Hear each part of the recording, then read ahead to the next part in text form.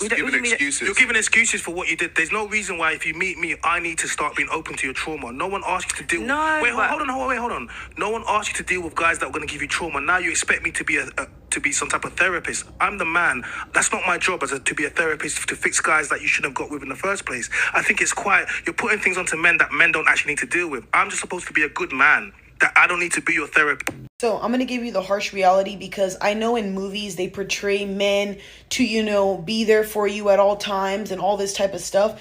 But in all reality, do you know that there are some people out here who do not know how to handle somebody with a lot of emotions? Please grasp that. Men are not set up to handle emotions, coddle people with emotions. They handle things on their own and get through their day. Make sense? So when they see somebody constantly going through things, constantly making an argument out of something, acting emotional or doing things erratically and acting off of emotion instead of logic, they do not know how to communicate with that. Does that make sense? And I'm not saying all men. Now, there are going to be some men out here who will, coddle you, help you, take care of you, whatever. But most people eventually, after some time, will get tired of that. And you know why? Because you can only help somebody for so long. You have to do the inner work. You have to seek therapy. Why do you think I'm always literally screaming at the top of my lungs, telling everybody, get into therapy? Ladies, heal.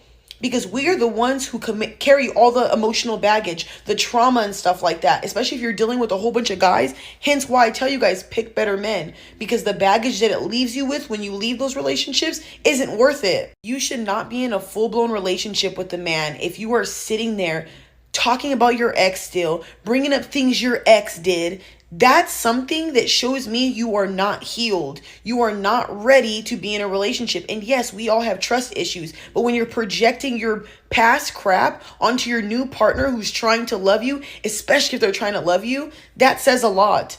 Take the time to heal so you're not out here hurting people who don't deserve it. Not that anybody deserves to get hurt. Now, I don't know about y'all, but I'm okay with my partner being emotional or going through things or going through trauma. I'm very understanding, and I know a lot of people have had hard lives, and it's hard for some people to get up out of that storm. And I'm a very patient person when it comes to my partner, but I'm also like this. I want my partner to be headstrong on their own as well and need me when it's serious need, whether it's a man or a woman.